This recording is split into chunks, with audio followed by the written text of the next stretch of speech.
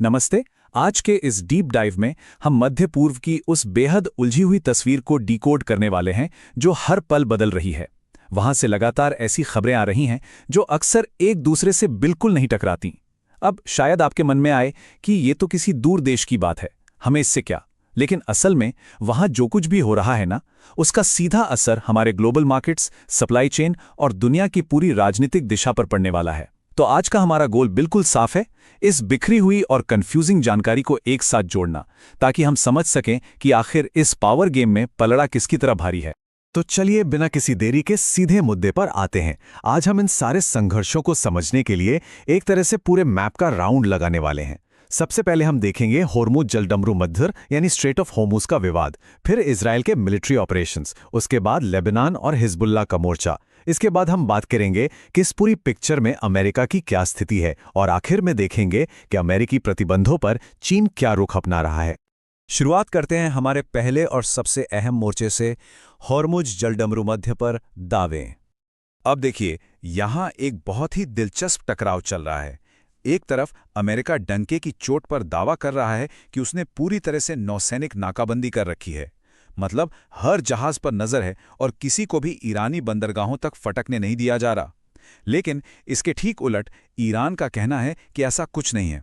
उनका दावा है कि इस समुद्री रास्ते पर अब भी उन्हीं का कंट्रोल है और जहाज वहां से गुजरने के लिए बस ईरान की परमिशन का इंतजार कर रहे हैं। असल में ये सिर्फ पानी पर कब्जे की जंग नहीं है, ये पूरी तरह से एक इंफॉर्मेशन वॉर है, जहां दुनिया को अपनी कहानी पर यकीन दिलाना समंदर पर राज करने जितना ही क्रिटिकल हो गया है। और ईरान सिर्फ बयान देकर चुप नहीं है, वो इसे साबित करने की पूरी पीआर स्ट्रैटेजी पर काम कर रहा है। उन्होंने अपनी एक पत्रकार फरजाना को सीधे उसी जलडमरू मध्य के पानी में भेज दिया ताकि वो कैमरे पर दुनिया को दिखा सके कि वहां ईरान का ही नियंत्रण है। ये आज के दौर के संघर्षों की एक बहुत बड़ी सच्चाई है। जरा सोचिए, एक नाव पर खड़ा, हाथ में स्मार्टफोन लिए एक पत्रकार दुनिया की राय बदलने में किसी बड़े नौसैनिक युद्धपोत जितना ही खतरनाक हथियार साबित हो सकता है। एक तरह से ईरान ने अमेरिका को खुली चुनौती दे दी है कि वो भी अपने दावों को इसी तरह विजुअली साबित करके दिखाए। अब अपना ध्यान थोड़ा शिफ्ट करते हैं और चलते हैं इजराइल की सैन्य कार्रवाइयों की तरफ।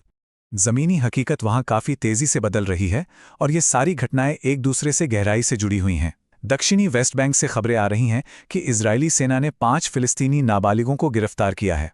वहीं अगर गाजा की बात करें तो इजराइल हमास के पूरी तरह से निरस्तीकरण यानी हथियारों को खत्म करने की मांग पर अड़ा है। लेकिन कहानी सिर्फ मिलिट्री ऑपरेशंस तक सीमित नहीं है। युद्ध के बाद का उनका राजनीतिक प्लान भी तैयार हो रहा है। गाजा में एक नई टेक्नोक्रेट सरकार बनाने पर जोर दिया जा रहा है, जहां राजनेताओं की बजाय एक्सपर्ट सरकार चलाएं। तो कुल मिलाकर ये सिर्फ एक सैन्य अभियान नहीं रह गया है, बल्कि उस पूरे इलाके के राजनीतिक ढांचे को जड़ से बदलने का एक बहुत बड़ा प्रयास है। और जब जमीन पर यह सब हो रहा है तो राजनीतिक बयानबाजी भला पीछे कैसे रह सकती है।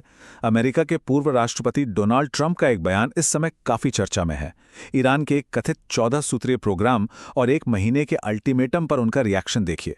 कूटनीति की दुनिया में अल्टीमेटम बहुत ही भारी शब्द माना जाता है, और ट्रंप ने अपने जाने पहचाने आक्रामक अंदाज में कह दिया है कि अगर बात नहीं बनी तो इसकी भारी कीमत चुकानी पड़ेगी। यह हमें साफ दिखाता है कि कैसे घरेलू राजनीति और तीखी बयानबाजी इस इंटरनेशनल टेंशन में और ज्यादा गर्माहट ला रही है। चलिए अब उत्तर की ओर बढ़ते हैं, जहां तनाव एक अलग ही लेवल पर है, लेबनान मोर्चा और हिजबुल्लाह। अब यहां जो बात सबसे ज्यादा हैरान करने वाली है वो है इस जंग में आर्टिफिशियल इंटेलिजेंस की फुल फ्लेज्ड एंट्री। इजराइल का हर्मेज 450 ड्रोन इसका परफेक्ट एग्जाम्पल है। ये कोई आम ड्रोन नहीं है, इसमें ऐसे खास कैमरे और एआई सिस्टम लगे हैं जो रियल टाइम में जमीन के बहुत बड़े हिस्से को स्कैन कर सकते हैं।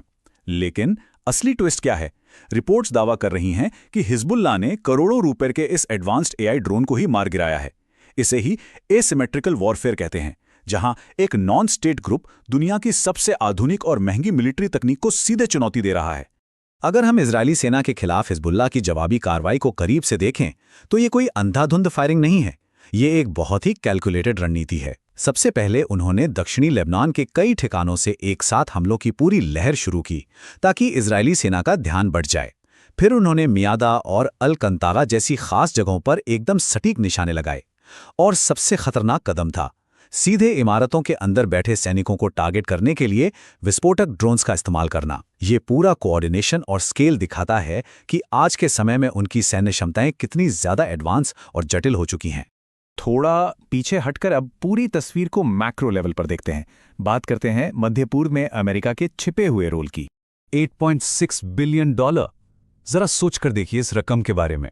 रिपोर्ट्स के मुताबिक ये वो भारी भरकम हथियारों का पैकेज है जिसे अमेरिका ने मध्य पूर्व में भेजा है। ये आंकड़ा अपने आप में साबित करता है कि अमेरिका इस रीजन में कितने बड़े पैमाने पर वित्तीय और सैन्य रूप से शामिल है। लेकिन सबसे चौंकाने वाली बात यह है कि ऐसा कहा जा रहा है कि अमेरिकी प्रशासन ने इस पैकेज को भेजने के लिए अपनी खुद की संसद यानी कांग्रेस तक को दरकिनार कर दिया। आप समझ सकते हैं कि वॉशिंगटन में इस वक्त मध्य पूर्व की शक्ति संतुलन को लेकर कितनी ज्यादा जल्दबाजी है।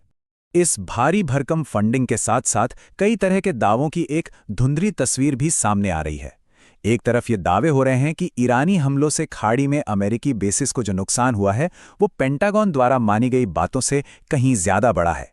यहां तक कि 16 अमेरिकी साइट्स के पहले ही नष्ट होने की खबरें हैं। दूसरी तरफ अमेरिका पर अपनी मिसाइलों से एक ईरानी स्कूल को निशाना बनाने के गंभीर आरोप लग रहे हैं। और मजे की बात देखिए, जब ये सब चल रहा है तब वॉशिंगटन में ही आपसी आरोप प्रत्यारोप का खेल जारी है। पूर्व राष्ट्रपति ट्रंप खुलकर दावा कर रहे हैं कि वर्तमान सरकार ने सिर्फ 40 दिनों में मध्य पूर्व की उनकी बनाई हुई पूरी व्यवस्था को मटियामेट कर दिया। मतलब इस ग्लोबल संकट के तार अमेरिका की घरेलू राजनीति से बहुत गहराई तक जुड़े हुए हैं। और अब आते हैं हमारी आज की चर्चा के आखिरी और शायद सबसे दिलचस्प पड़ाव पर, अमेरिकी प्रतिबंधों पर चीन का रुख। चीन का ये कूटनीतिक रुख बहुत ही शानदार तरीके से दिखाता है कि आज ग्लोबल पावर डायनामिक्स कैसे बदल रहे हैं। उनका स्टैंड बिल्कुल सीधा है। हम ईरानी तेल पर अमेरिकी प्रतिबंधों को पूरी तरह से नजरअंदाज कर रहे हैं और सामान्य रूप से तेल खरीदना जारी रखेंगे। अब इसे सिर्फ सस्ते तेल की डील समझने की भूल मत कीजिएगा। ये असल में दुनिया की दूसरी सबसे बड़ी इकोनॉमी द्वारा अमेरिका के नेतृत्व वाली फाइनेंशियल पावर और उसके प्रतिबंधों को दी गई एक खुली चुनौती है। चीन बहुत ही स्मार्ट तरीके से इस मौके का फायदा उठाकर ग्लोबल चेस बोर्ड पर अपनी स्थिति मजबूत कर रहा है। तो इन सभी अलग अलग मोर्चों को डिकोड करने के बाद एक बात तो बिल्कुल साफ है कि पुरानी व्यवस्था अब काम नहीं कर रही है। ऐसे में एक बड़ा सवाल उठता है, जब महाशक्तियां खुलेआम एक दूसरे के लगाए प्रतिबंधों की धज्जियां उड़ा रही हों और एक ही समय में इतने सारे मोर्चों पर संघर्ष भड़क रहे हों, तो आज के इस मध्य पूर्व में असल पावर किसके हाथ में है? सत्ता का संतुलन वास्तव में कौन तय कर रहा है? क्या ये अमेरिका है, चीन है, या फिर वो छोटे लेकिन बेहद आक्रामक क्षेत्रीय समूह? ये एक ऐसा सवाल है जो आने वाले समय में हमारी दुनिया की दिशा तय करेगा। आज के इस विश्लेषण में हमारे साथ जुड़ने के लिए आपका